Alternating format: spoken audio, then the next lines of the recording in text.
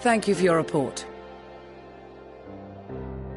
We shall inform the troops of these developments, and instruct them to proceed with the utmost caution should they encounter any survivors. Allow me to go and speak with the ones at the victor's spoils. They may be more willing to listen to a fellow Garlean and accept our offer of assistance. I pray you are right.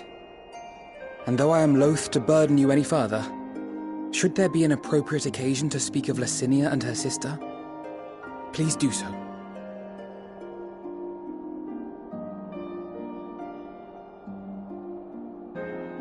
I am sorry to have put you through this.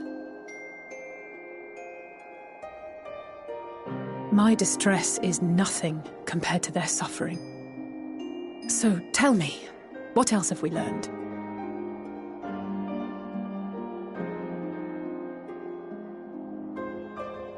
As you may have already heard, we have succeeded in curing the members of the Populares, Maxima identified. They have provided us with some intriguing insights into the current state of Garlemald.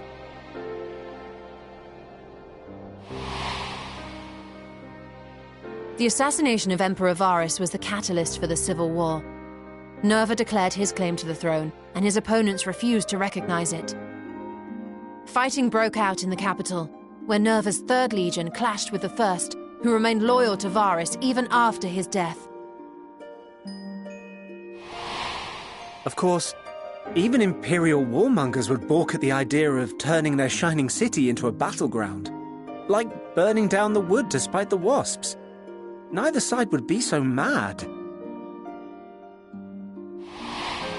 Unless something or someone inflamed their animosity to such an extent that they could not help but act against their better judgment.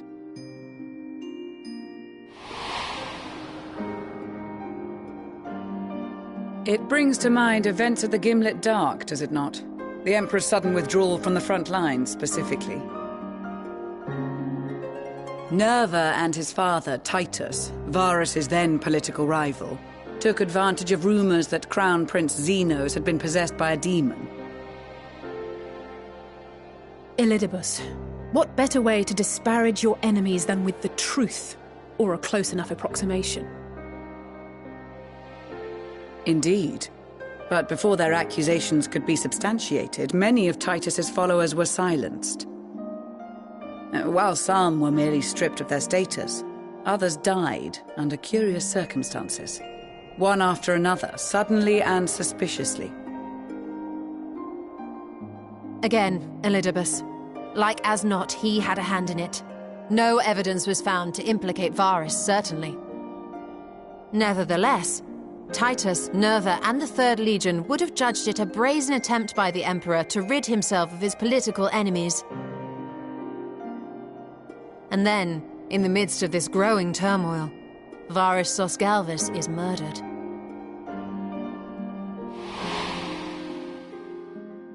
And Garlemald's own prodigal son, Gaius van Belsar, is named the murderer.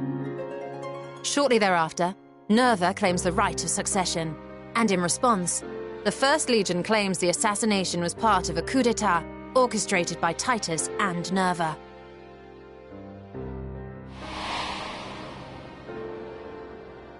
So no one is at fault, and everyone else is to blame. I should add that both parties received substantial financial backing, presumably to provide them with the means and encouragement to pursue a swift victory, and that these contributions came from the self-same benefactor. I'd heard House Brutus had been filling the 3rd Legion's coffers, but the 1st as well. It would seem so. Though the Populares determined that the 1st Legion received funds from a variety of organizations, all had connections to House Brutus. So Fandaniel, in the guise of Asahi, was playing both sides against each other the entire time. The information we gained from my friends does not end there. One night, shortly after fighting broke out, the capital was shaken by an immense tremor. From that point onward, they have no memories, No recollection of any events, including our clash on the Magna Glaciers. But when asked about the Imperial Palace and its bizarre transformation, they somehow recall Emperor Varys giving them orders in their dreams. May the Tower of Babel stand as testament to the glory of Garlemald. This sounds awfully familiar. We have something to show you all.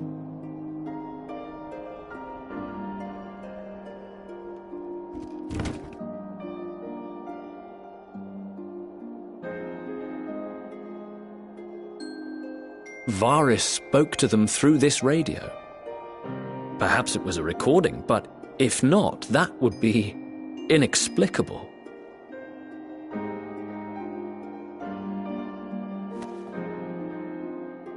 We are of one mind, then.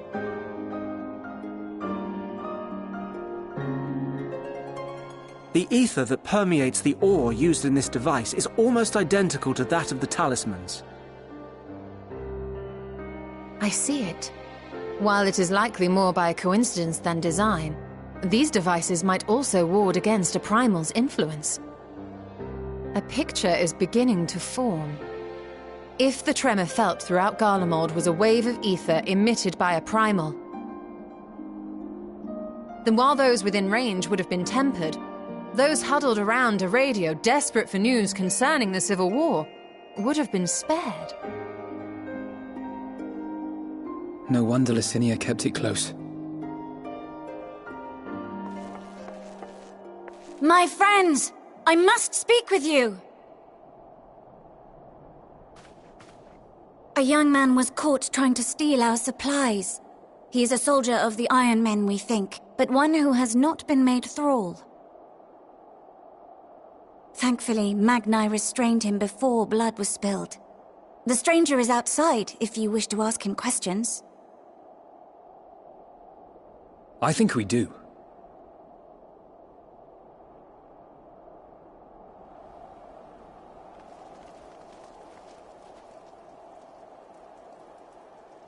Who do we have here?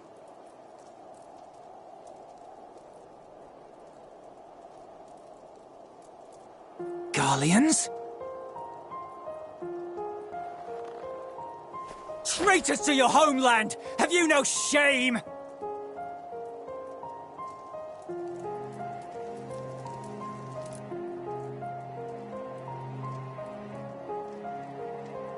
I am Lucia Junius, a Temple Knight of Ishgard. And you are? Iulus Pier Norbanus. And that's all you invaders will get from me. We are not here to invade Garlemald. Far from it.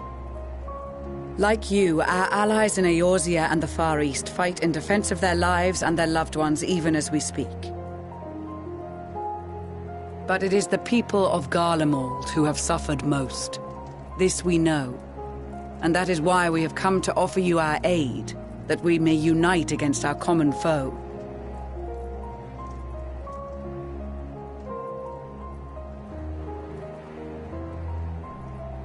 Whether you believe me or not, those are the facts. Now, answer me this. Why would a proud soldier of the Empire be reduced to stealing? The situation must be dire indeed for you to go to such lengths.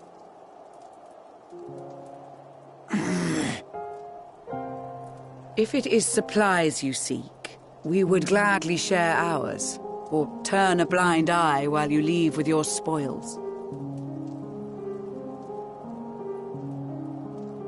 I will not negotiate. My commander will determine how to deal with you and yours. If you wish to treat with him, I will take you, but no more than 3.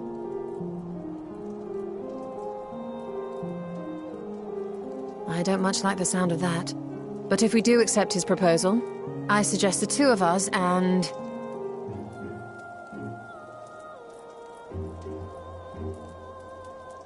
Please allow me and Alize to act as envoys. May I ask why?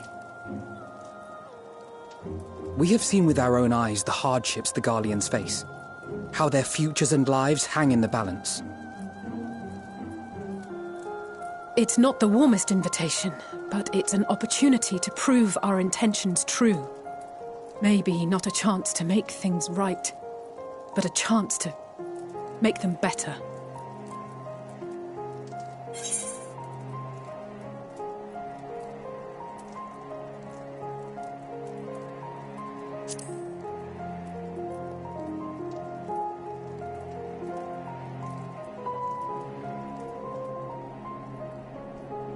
I can see that persuading you otherwise is a lost cause, but you will proceed with the utmost care.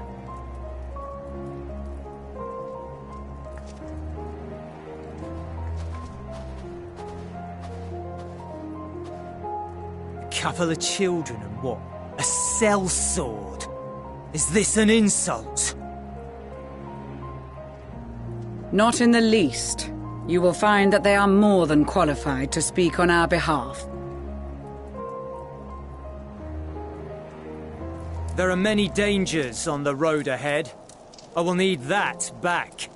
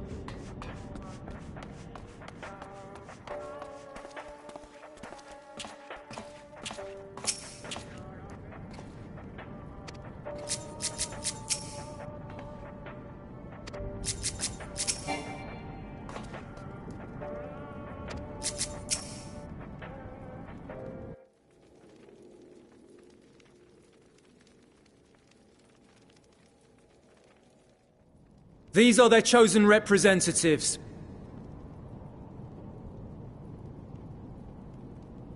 Very well. Let us hear what they have to say. Yes, sir.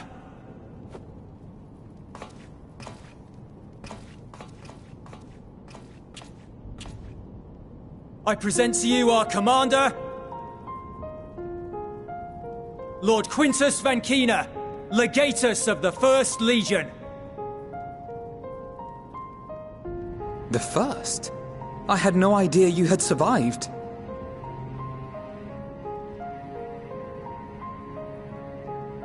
We lost our Emperor, our city, more than half our troops. For my wounds, I may never take the field again. But we survived, aye.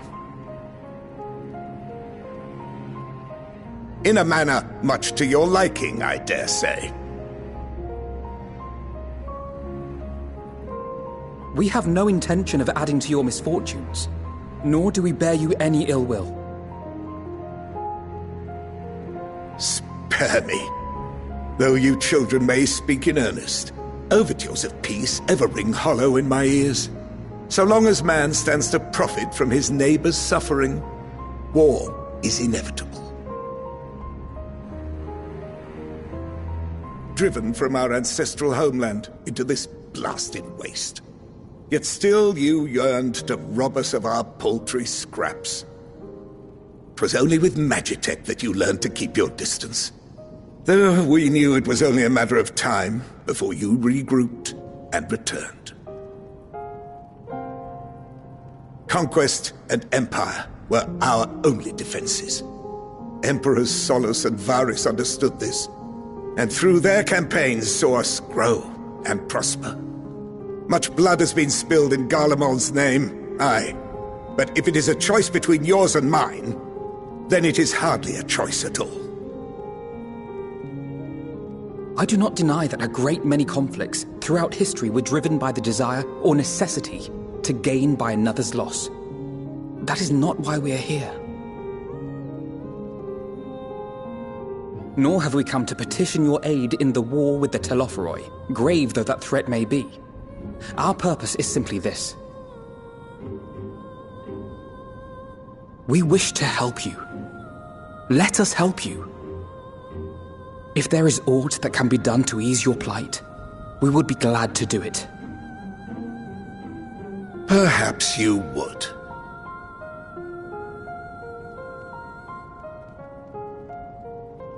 But regardless of the ideals you espouse, your leaders would not send an army into Garlemald if they did not stand to benefit. If we accept their aid, they will expect their efforts to be rewarded once the Telophoroi are no longer a threat. And after compensation and concessions, the great empire would be brought to heel. Her enemies rejoice at her downfall. Our third eye, a mark of shame. We won't stand idly by and let your people be humiliated. And we're not alone in that. We only want to make a difference, to make this world of ours better. Surely you can understand that. What I'm trying to say is, there are so many people who just don't care about making you suffer. And maybe that's almost insulting after all the suffering you feel the world has subjected your people to, but believe it or not, that's the truth. And now we're here, and all we're asking is for you to tell us what you want, what you hope for. So much blood has been shed, so much lost. All because of this endless war. Who wouldn't want to end it? Can we not work together to face our problems as one?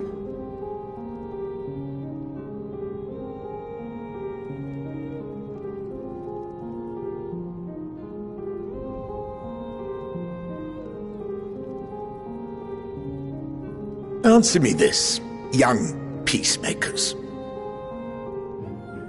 If a world without conflict is your desire, Why reject the unity and prosperity of Garlemald? Is it because we do not share your faith? That we do not share your heritage? That our ideals and virtues differ? That we cherish and hold in the highest that which you do not? Disparity is the root of discord, and peace built on compromise is flawed and fleeting. Happiness for one and all is a dream, and the reality is that to the victor go the spoils. That is why we Garleans will never submit nor surrender.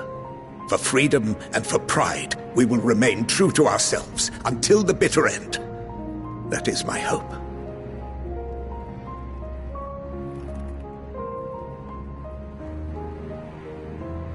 It seems there is nothing more to say on the matter.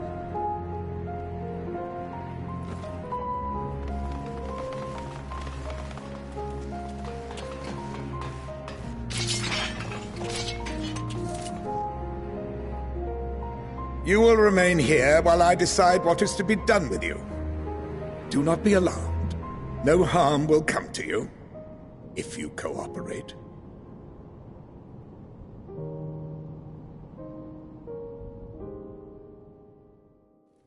We will not resist. However, as your guests, I ask that we be allowed to speak with the other members of your group. As you wish. I had no intention of locking you up, as by dawn you would be frozen stiff and you're no good to me dead. You are free to move about the encampment, but there is one condition. Collar them.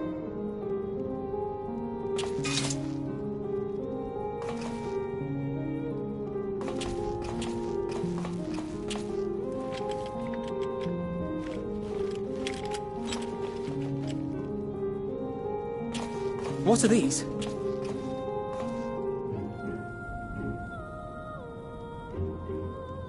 Incentive. You'll be watched at all times. Stray too far or act suspiciously, and we will administer a rather painful shock.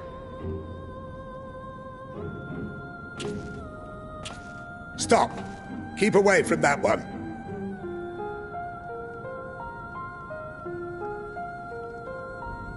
The champion of Eorzea is not so easily cowed.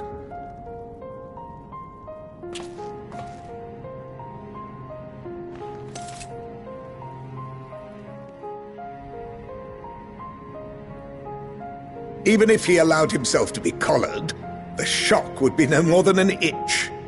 No. If he refuses to obey, we will activate the twins' restraints instead.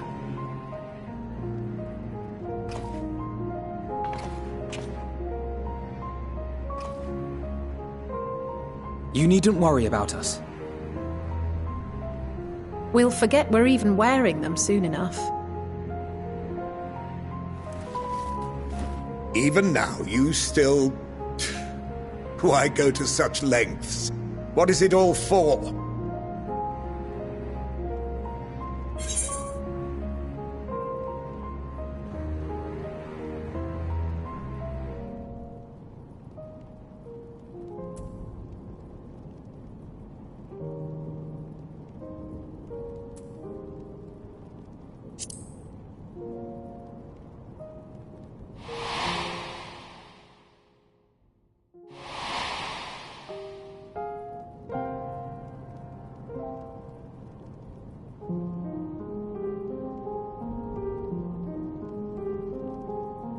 You are a curious one. A far cry from the merciless barbarian others paint you to be. You will be their warden. Take them away.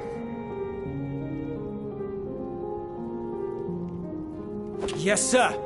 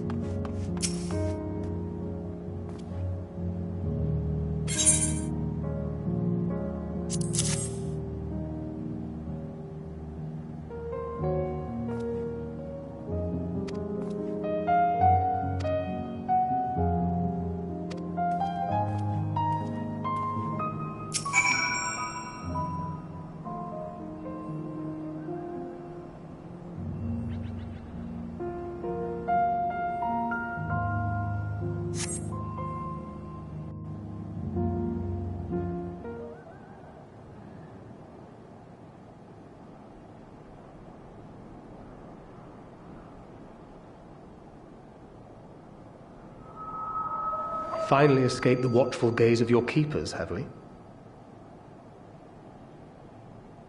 Don't react. You'll only draw attention to yourself. Just carry on as you are and listen. After you left with the Garlean lad, Lucia bade a few of us scouts follow you at a discreet distance. We observed you being led into the station, but decided against venturing inside. When you emerged sometime later, and we saw that the twins were sporting Magitech collars, it was clear what had taken place. Now, as quietly as you can, tell me everything.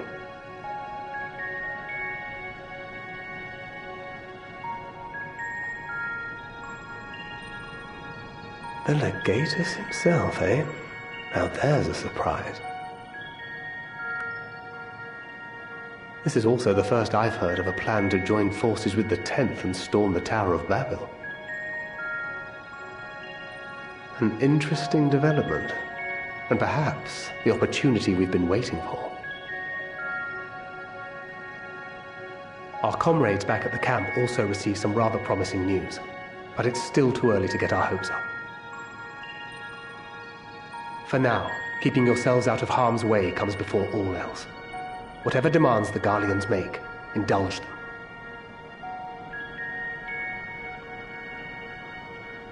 With luck, this will all be over soon. Until then.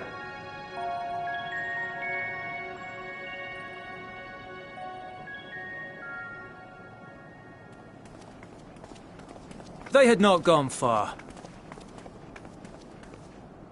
We searched high and low, but no luck, I'm afraid. I might have guessed you'd be the only one to find anything. I wasn't expecting much to begin with. Eventually, there will be nothing left out here for us to safely salvage. For now, this will have to suffice. We should return to the station.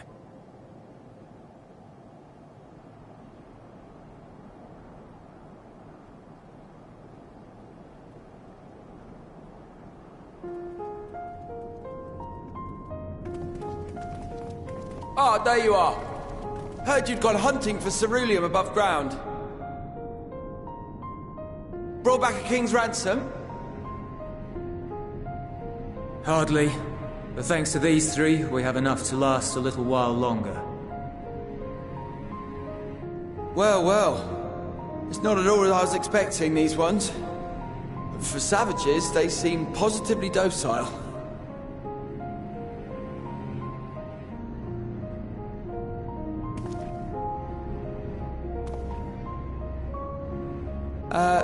It's a poor attempt at humor. In all honesty, I'm grateful for your efforts. But even with another night of warmth, there are those among us who may not live to see the morrow.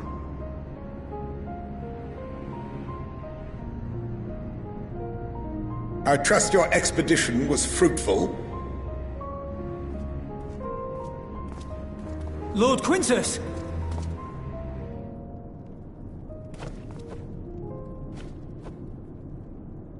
Use what you procured to refuel the armor.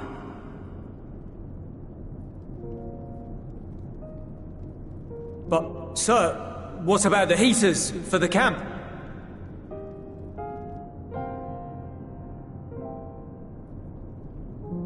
The time for action is upon us.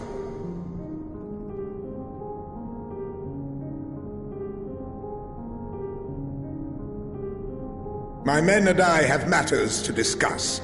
In the meantime, you are to wait here. Do not forget, you are being watched.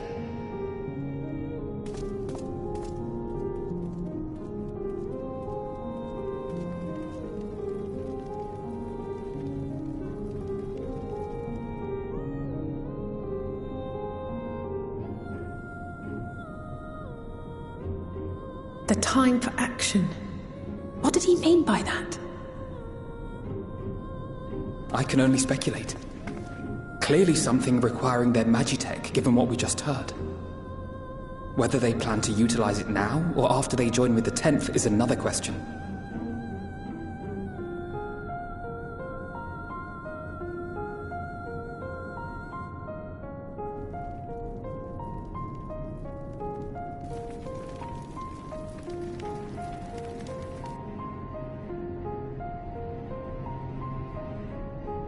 Will they ever escape this cold?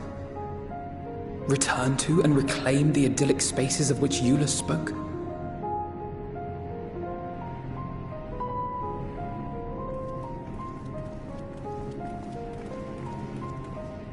Finished your war, Council?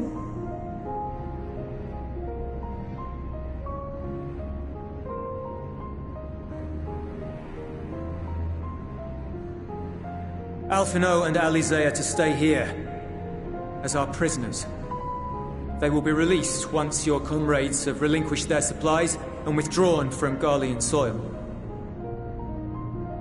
Until our terms are met, they will be detained at a separate location.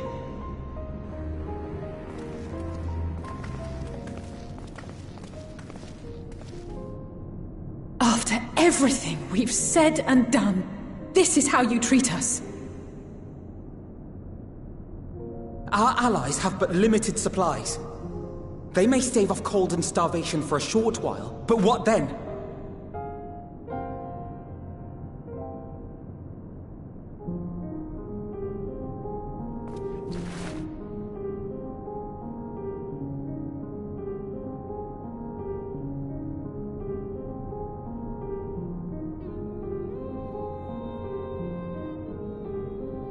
For now, keeping yourselves out of harm's way comes before all else. Whatever demands the Garleans make, indulge them.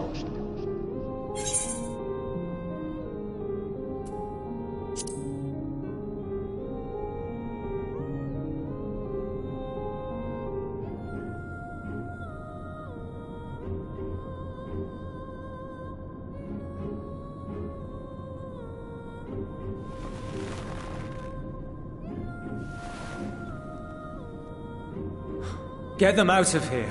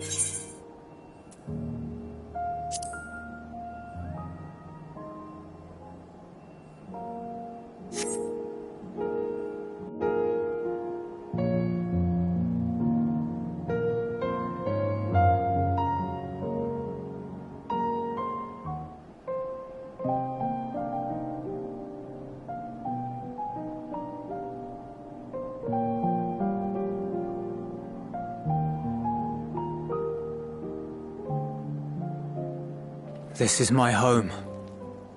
Our home.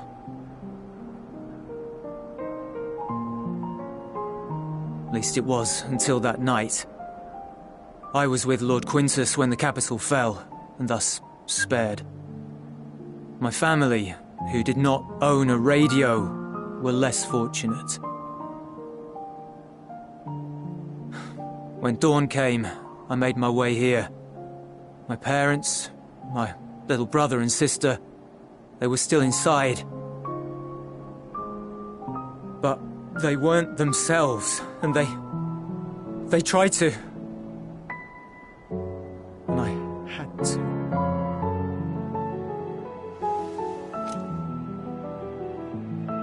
I'd promised to take them away from the capital that very morning, to somewhere safe, to hide until the fighting stopped. I promised.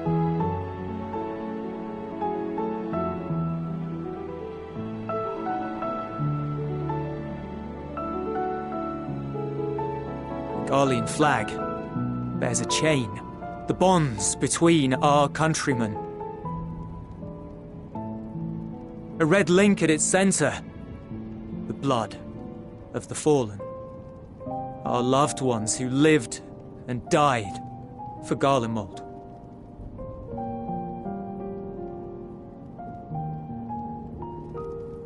But if she too fell, who would be left to remember them and their sacrifice? What enduring proof would there be that they were ever here? If we had turned to your gods, would they have saved us?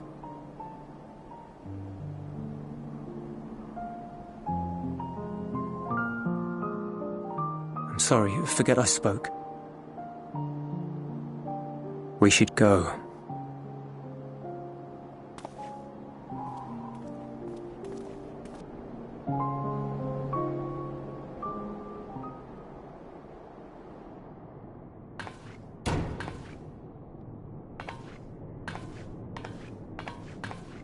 It's no use. Believe me, I do not enjoy being here any more than you. But he wanted us to play along, so that is what we will do.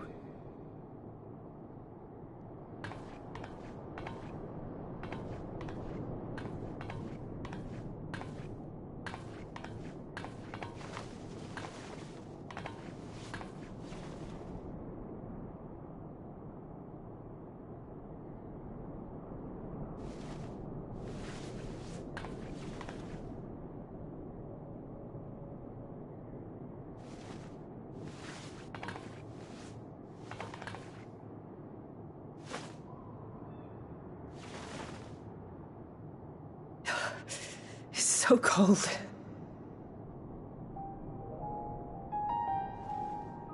Painfully so.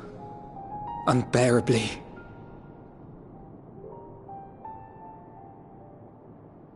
I've been thinking about what Quintus said. About why no one would accept Garlean rule. Irreconcilable differences. When coexistence isn't an option, only conquest remains. Varys at Gimlet said much the same. Only by uniting the world beneath a single standard would we rid ourselves of the Ascians. United as one people, one race cleansed of imperfections. A cold and unforgiving vision. And when we fail to live up to their standards, what place is there for us in their world? But the truly sad, truly frustrating thing is how damnably similar it all is to the lofty ideals of Father and the Forum. Non-intervention. Always non-intervention. Protect our knowledge and our people, and to hells with the rest of you. And yet, I can see how it happened. Varys and Father looked to their elders for guidance and took their virtues as their own. But for this world was of their making. In who else could they place their trust? All of us lost in a sea of chaos. searching desperately for purpose and meaning. But it shouldn't just be an extension of another's. It has to be ours. It has to be. We all have a stake in this world. No one should be silenced.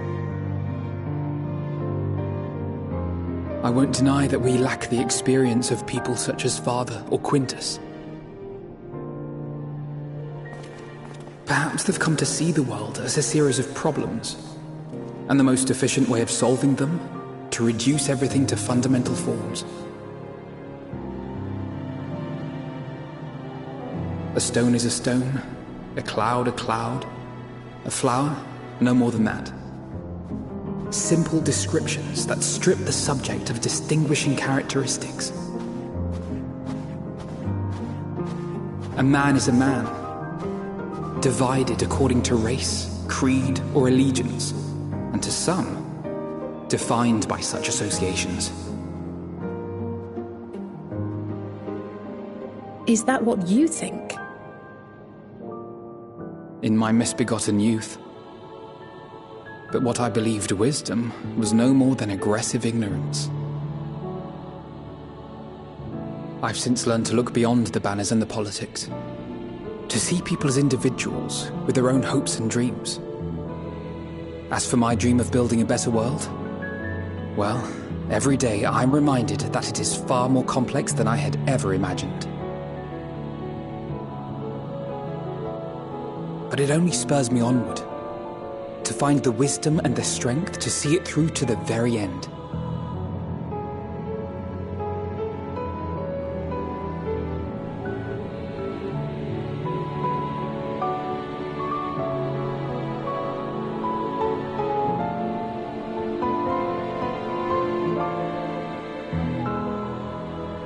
All of our supplies and an immediate withdrawal. These are your conditions? Demands. And you forgot about the airship. Once again, you will leave one behind. It will be used to return the prisoners. Their collars will be removed prior to the exchange.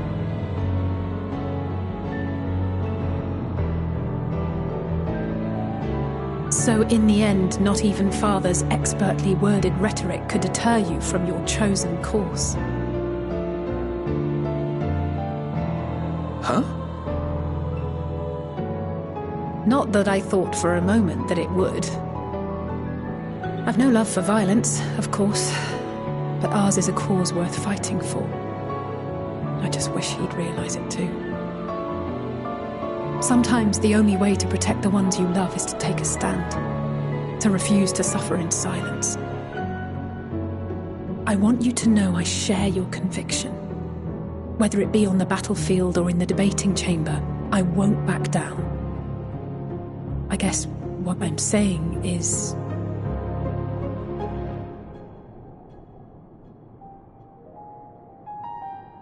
You've found your own reason to fight. Yes. Yes, I have. God's willing, there will come a day when we can finally lay down our arms, and there will be peace. But not until the Telophoroi have been defeated once and for all.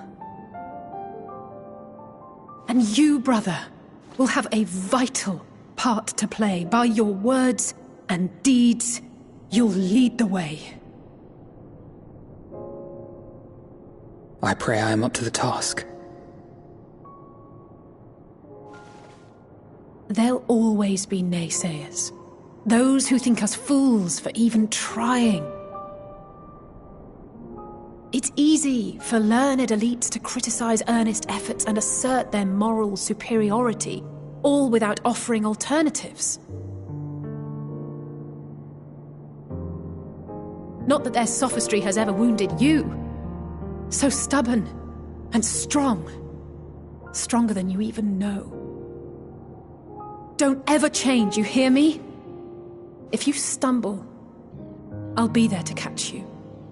Or give you a thick ear. Maybe both, for good measure.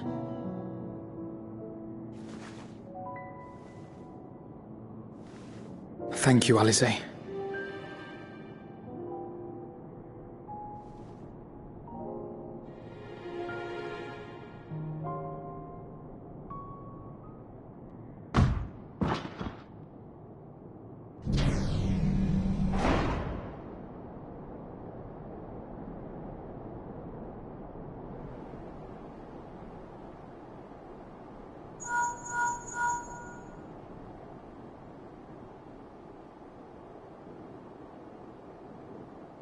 The scouts have secured Alize and Alphino. Their collars were removed without complication as well.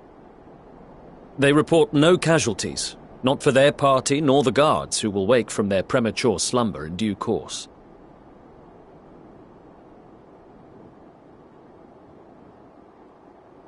It would appear the situation has changed. I propose new terms. We have information that will be of great interest to Lord Quintus, and I wish to speak with him in person.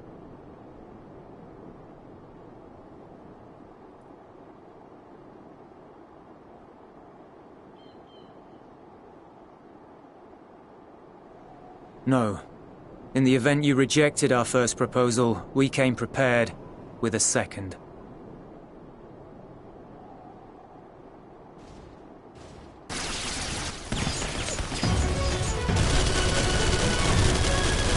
Ambush!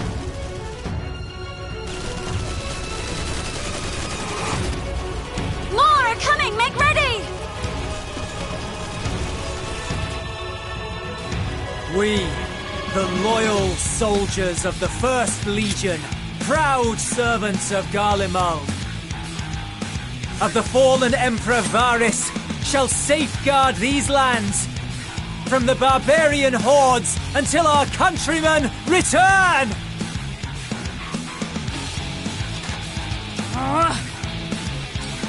Stop! Both of you!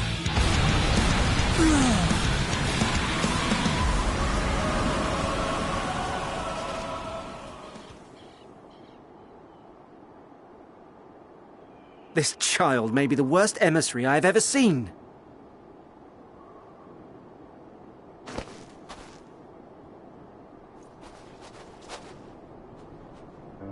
We received an urgent communication from the Grand Company of Eorzea.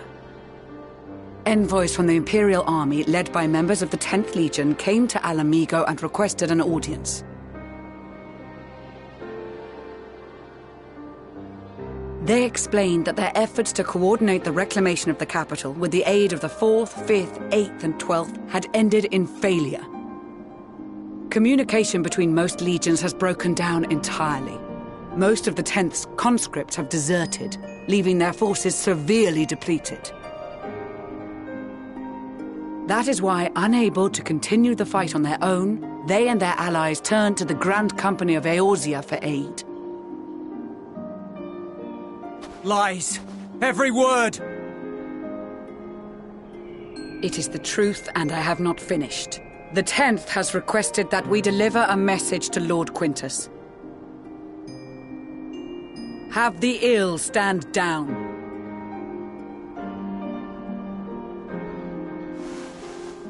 You have been listening, my lord? What are your orders?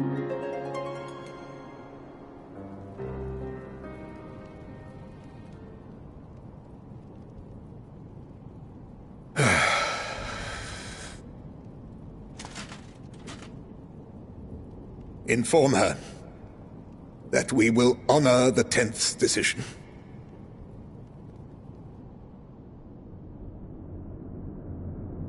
Bereft of hope, and now dignity.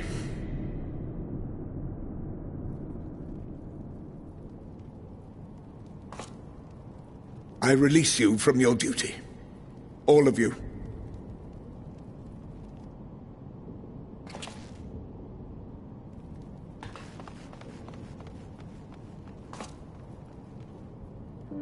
I take solace, your radiance, in the knowledge you are not here to witness our debasement.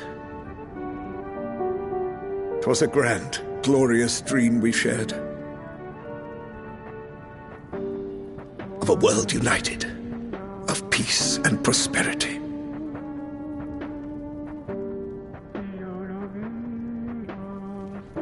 We are ghosts, you and I. Memories of days gone by.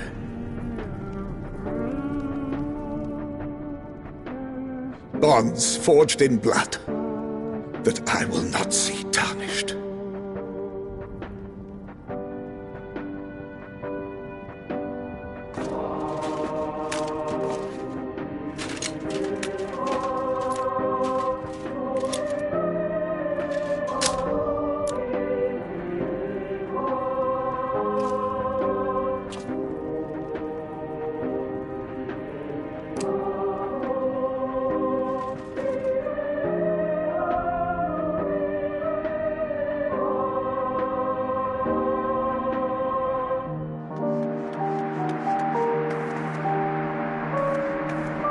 Quickly! We have to reach the station before it's too late.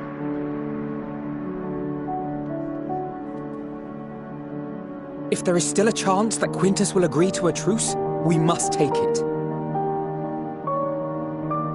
I just hope we get there before he and his men do something rash.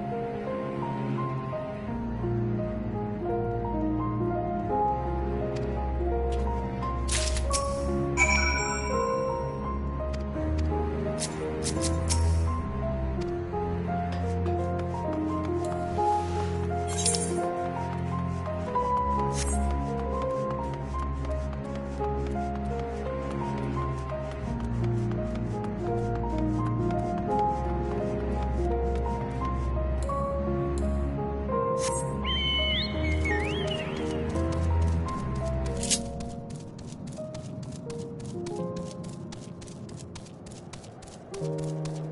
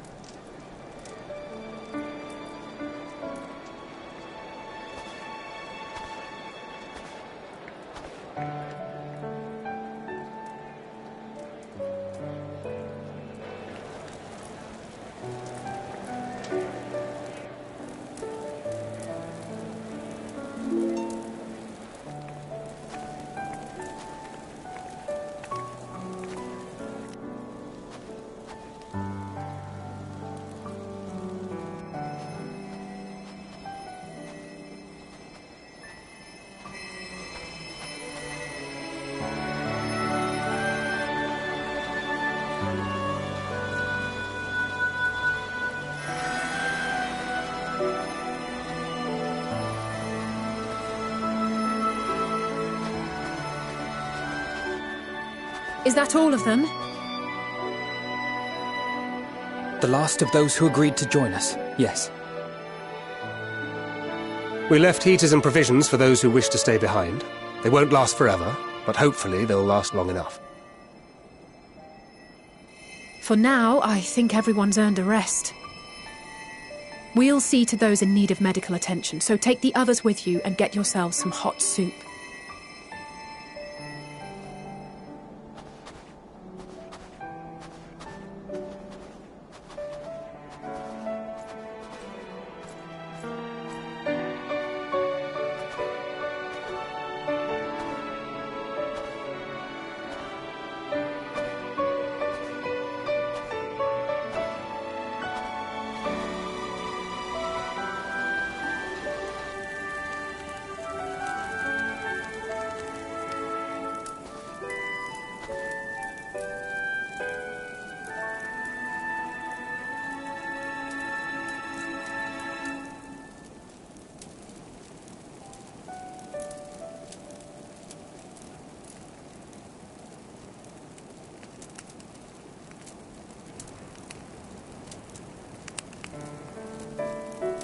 Warmth.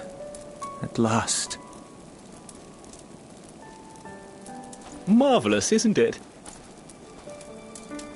All thanks to the resourceful machinists of Ishgard, I might add. On their behalf, I bid you warm yourself to your heart's content. Hold on. Your people might have scribbled a few things on a piece of parchment, but it was our Leminson Smiths that put the bloody things together. Well, be that as it may, we single-handedly got the interior heating up and running again, didn't we? The hells you did! We were there every step of the way. We? You barely raised a finger to help, you ale-sodden reprobate. I did a damn sight more than you lily-livered bilge rat. Take that back! Make me. I will not stoop to your level. Here.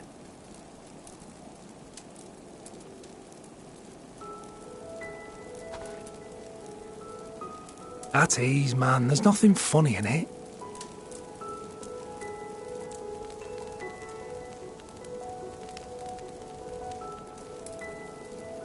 I'm from Alamigo, but was a conscript until recently. Used to eat this with the officers. Apparently, it's adapted from a steppe recipe. This is my first time trying it, and I have to say, it's not half bad.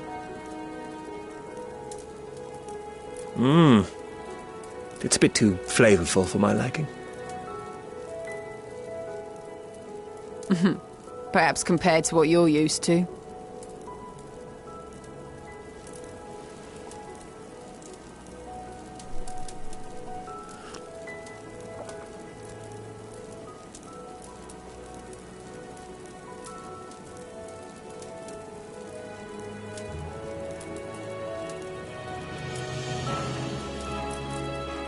It's the little things that make life worth living, don't you think?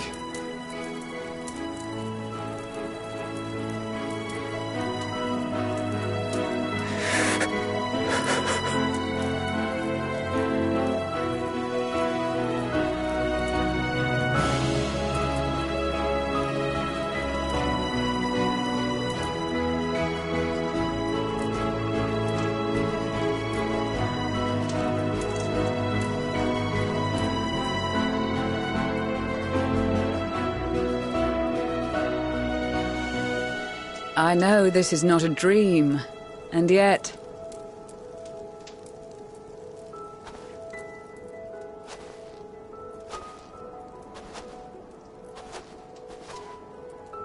I felt the same way at the Dragon Song War's end. Every morning I would step outside and need to be reminded that it wasn't my imagination, that my world had been forever changed.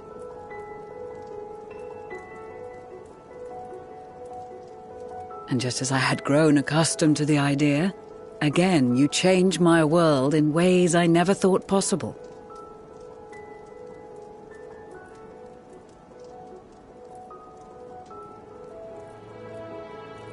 Were it not for you and your fellow scions, the rifts between man and dragon and myriad tribes might never have been bridged. The Grand Company of Eorzea, the Ilsabard contingent. We owe it all to you. We've shed many tears in recent days, of pain and sorrow, triumph and joy. I much prefer the latter.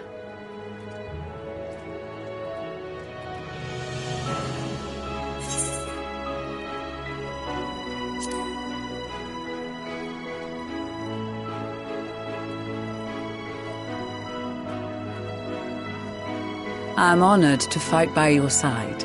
As an Eorzean and Garlean both, I shall do all in my power to bring my peoples together.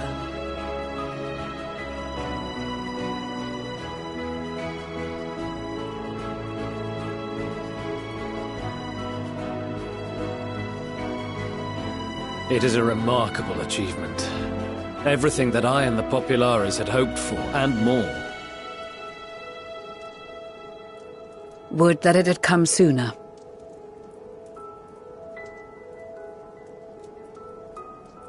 Indeed. Too many are not here to see it. And yet, there is a warmth in my breast. as if they still share in this moment.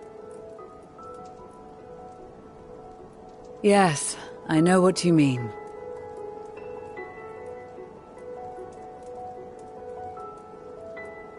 On a night like tonight, the wind and cold seem to pass me by.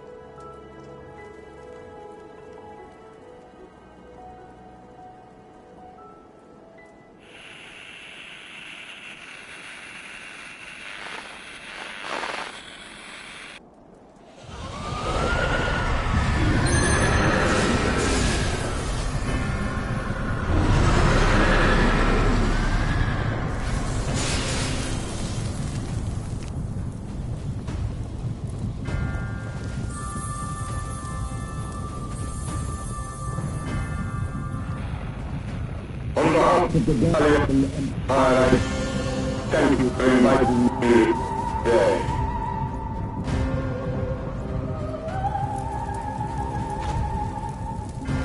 What? Emperor Varys?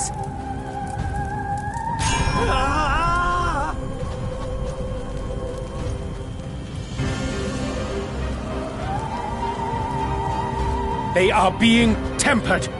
The talismans! Quickly!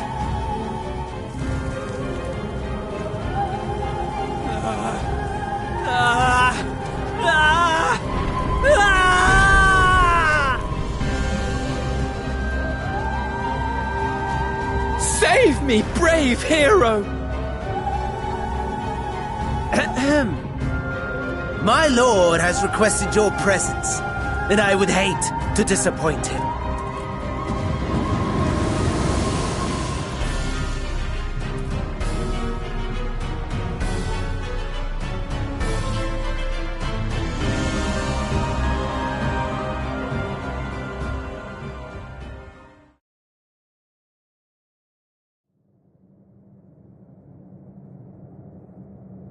The experiment was a success, but I fear our time is short.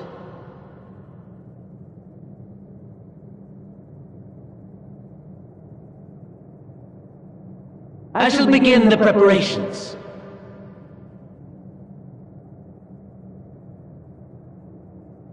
Now, it is time for you to awaken.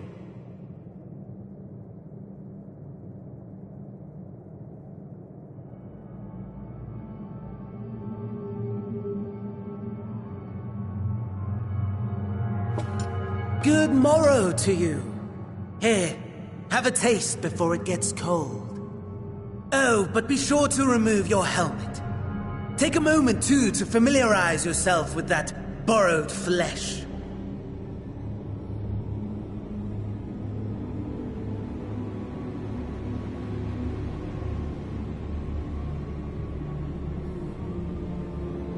So, how does it feel? I, for one, find those first moments within a new body to be most refreshing. We had a Magitech engineer by the name of Aulus to thank for this method of soul extraction and implantation. I believe the two of you met briefly in Alamigo. His was a rather sticky end, wasn't it? Thankfully, he was thoughtful enough to leave behind his mind-jack technology. I took the liberty of making some improvements and selecting you as my esteemed test subject.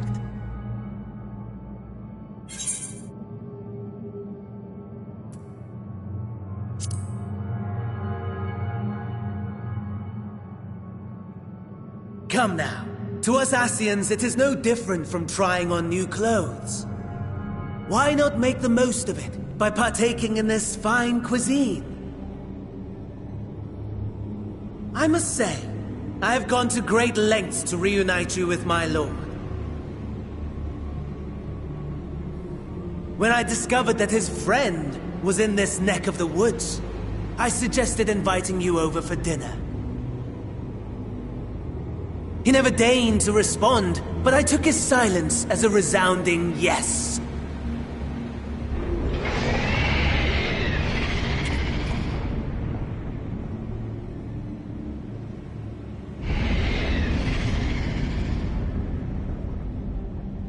Oh my!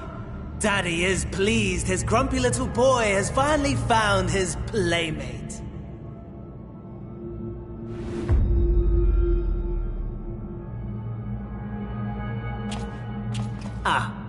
Exposition is in order.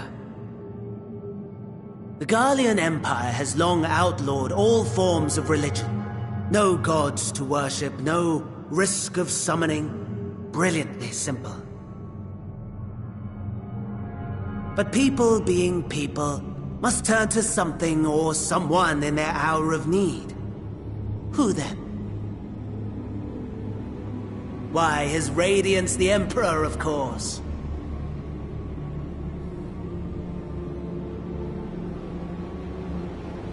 As you have observed firsthand, Garlemald has seen better days. The legendary Solus Zosgalvus, dead. Provinces near and far in open rebellion. Our bold new emperor assassinated. And that last one even sparked a civil war. What rotten luck. The people cried out for salvation. Their earnest pleas, one might even call them prayers, a supplication united for the Empire to reclaim her former glory. And so their will did manifest, channeled through the corpse of none other than Emperor Varus himself. And lo, the Savior was born, the embodiment of the Garlean spirit. Their anima.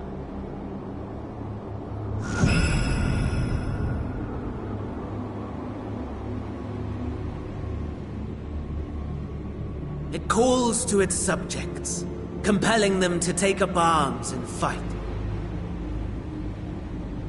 And just as the wealth and power gravitate towards the Empire's capital, so too does ether from every corner of the globe. The towers with which you and your allies have been so preoccupied were created as an extension of Anima itself. An ingenious design. Would you not agree, my lord?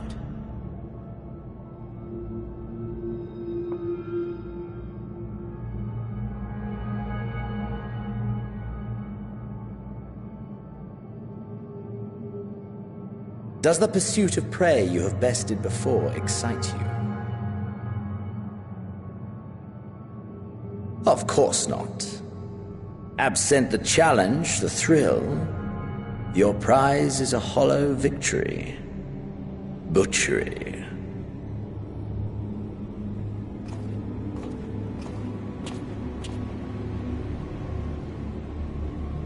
Perhaps you think that to be the extent of my promise. I have no doubt fallen in your estimation since Alamigo. Fair enough. But do not let your disdain deprive us, of an opportunity to craft an even more majestic moment of euphoria. I have been honing my craft as I set the stage for our reunion.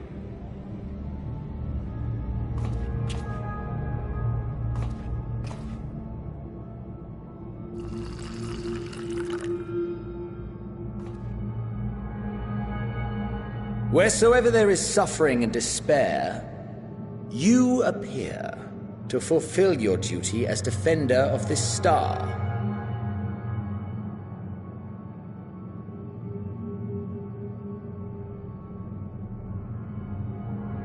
The chaos and destruction that my hordes have wrought are my gifts to you alone.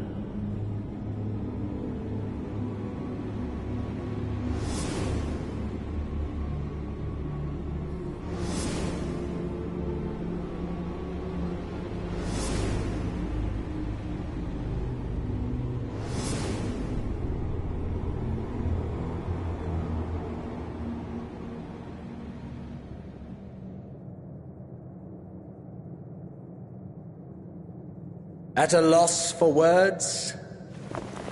No matter. As you will learn, I have only just begun. Oh, will you not finish your meal? There is only one thing that can sate my hunger, and it would seem my friend has lost his appetite. I hoped this display of civility might prove an entertaining diversion, but clearly we are above such pretensions.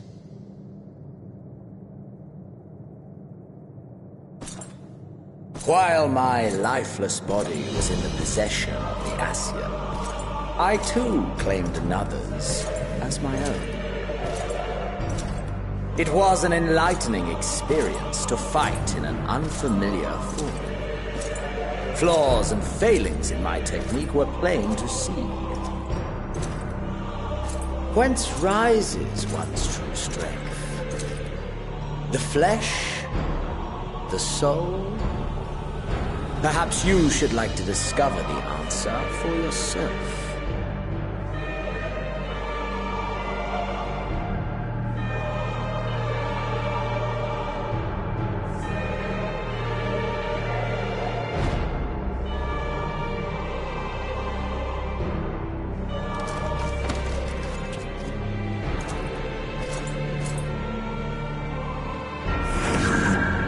Or together.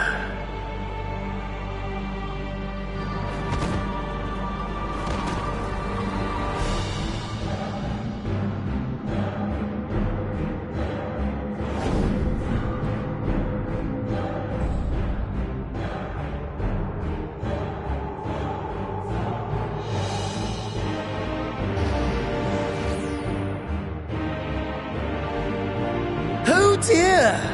Whatever would happen if my lord were to greet your friends as you?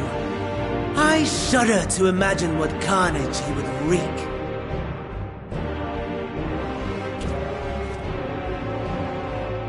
We'd better hurry if we want to avert the bloodbath. You can thank me later for my generosity.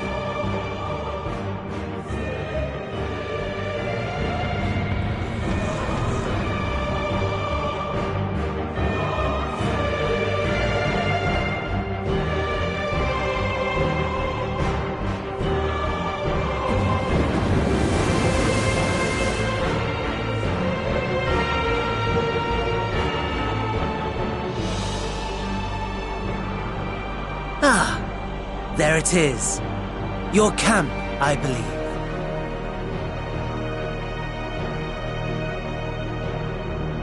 If I were to hazard a guess, I would say that you, the other you, is making his way there as we speak.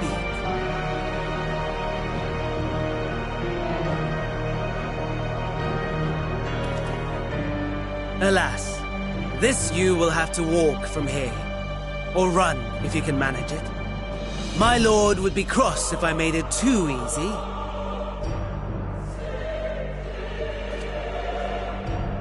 Such ingratitude.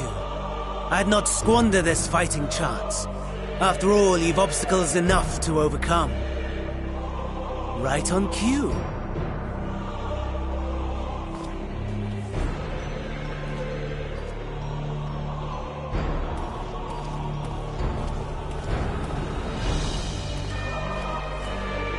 Tempered soldiers, with standing orders to kill those not sworn to anima. Under normal circumstances, you would make short work of them. But on this occasion, the odds are not so heavily stacked in your favor.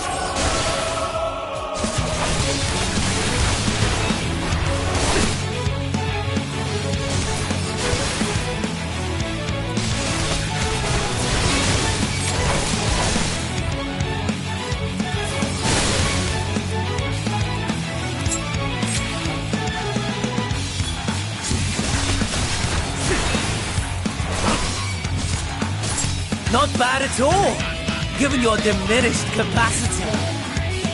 Nevertheless, 'twould perhaps be prudent to keep to the shadows, scurrying about like a rodent.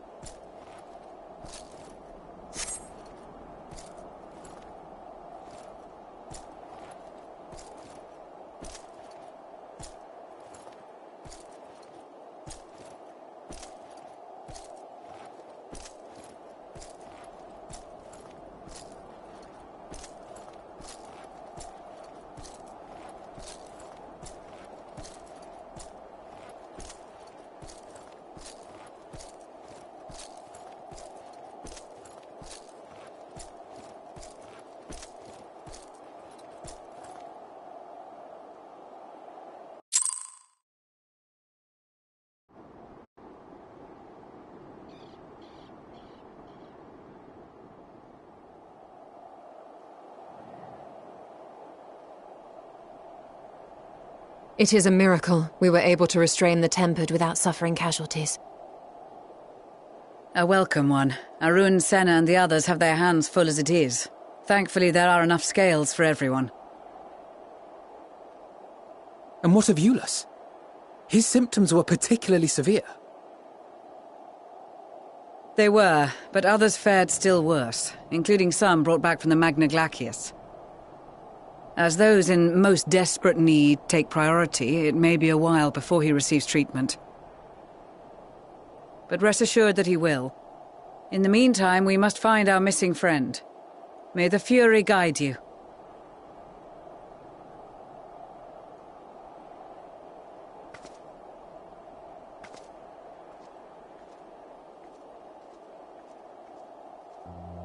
Of all the bloody times for a disappearing act. Right when the first wave struck, we'd be fools to think it a coincidence. But where even to begin the search? No one saw him leave in the chaos, and we've no trail to follow. While I know full well he can handle himself, I worry all the same.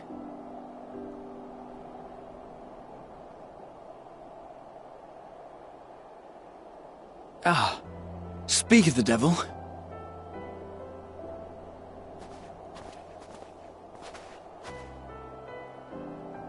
Well, time to call off the search.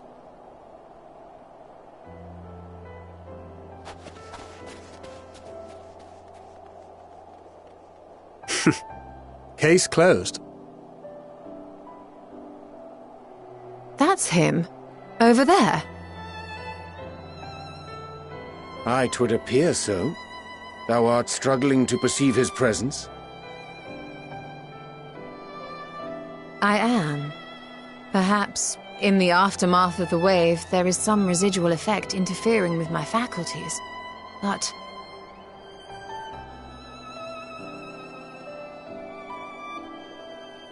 Where have you been? We've been worried sick. Now, all's well that ends well. Are you all right?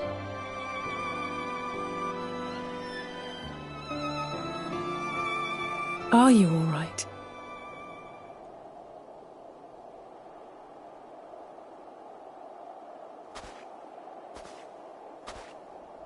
Who are you?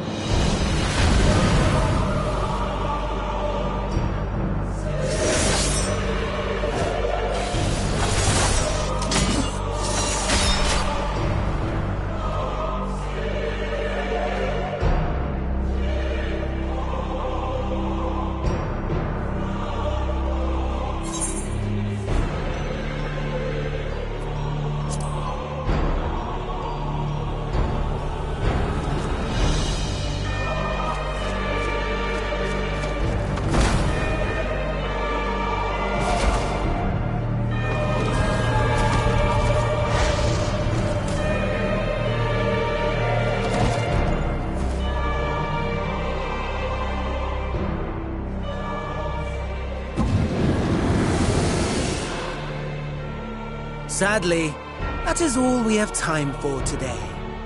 The effect has run its course, and back to your own bodies you must go.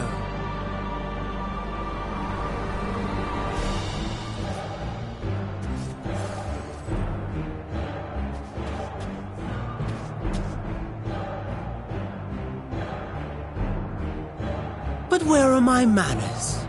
You have all traveled so very far, and I've yet to pay my respects.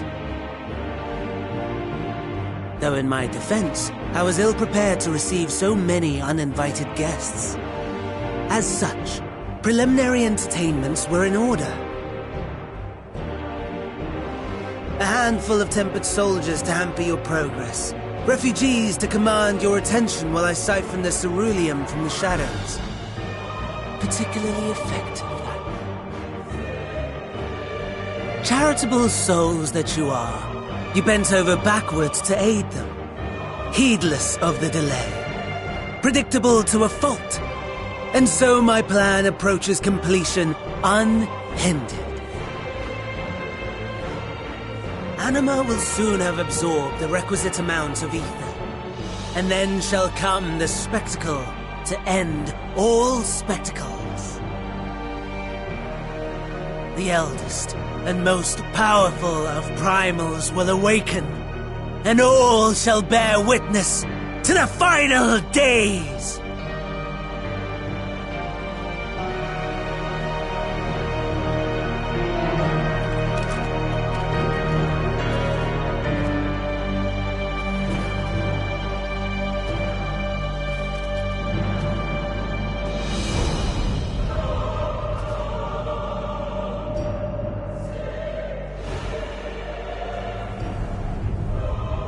The gods themselves will be my meal. Your dear companions my dessert. Upon this world I'll feast, and death shall follow in my wake.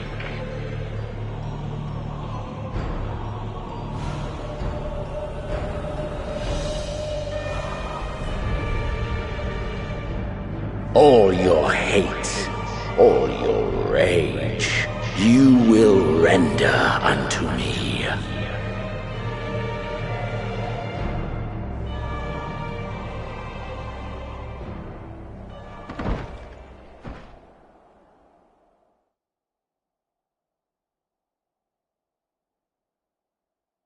For upon thy life's reel wind too many threads of fate, power, wheel enmeshed with woe.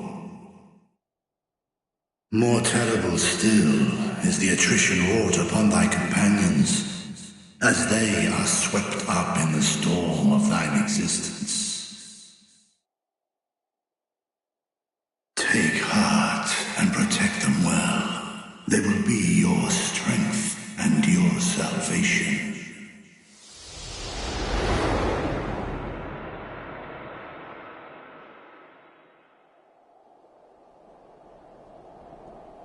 Thank goodness.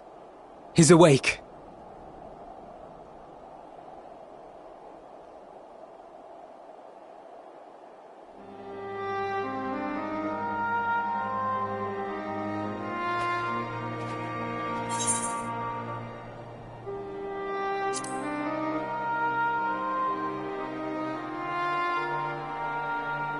Perfectly fine, yes. I hope the same can be said of you.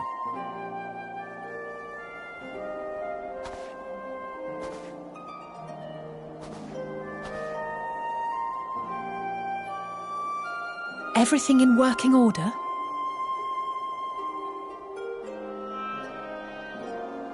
That's a relief.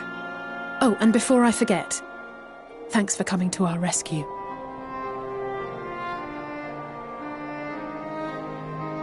Given recent events, I would be surprised if you weren't feeling a bit poorly. A hearty meal and a long rest would be my recommendation under normal circumstances, but these are anything but. If Van Daniel's boasts are to be believed, we must act quickly. Once you've blown away the cobwebs, we can discuss preparations for our assault on the Tower of Babel.